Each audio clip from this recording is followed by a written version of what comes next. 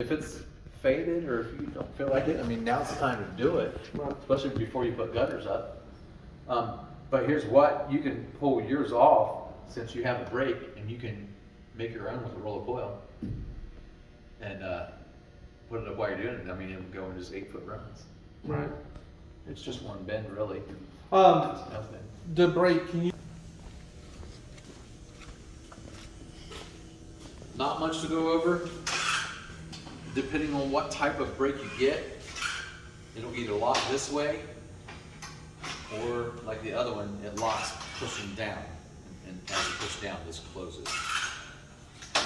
What you don't want to do is like, let's see.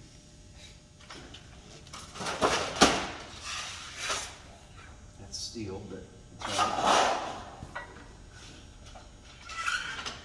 What you don't want to do, from this point from this edge to this edge is 3/4, okay? So if I was to put the coil right there, that's 3/4 of an inch. What you do not want to do is you cannot bend under 3/4 on most brakes. Now, let me show you why. I'm sure you already see it, but I'll show you anyway.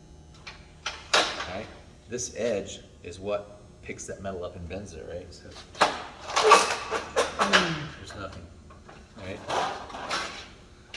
And all you use this to make, so it always has to be at least, 3/4. yeah. Now, if 3/4 that way, now if you wanted to bend like a 1/2 inch, you could come back a 1/2 inch right there.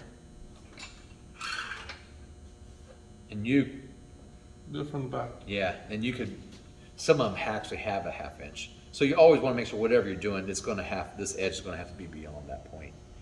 But just wherever you just mark it and make sure your marks, you're going to have to measure each side and make sure you're just lined up in the brake, just like what we did earlier. Yeah. Lock down and just bend away. And you, I mean, you can do anything with this thing. I've made some crazy stuff with it, you know.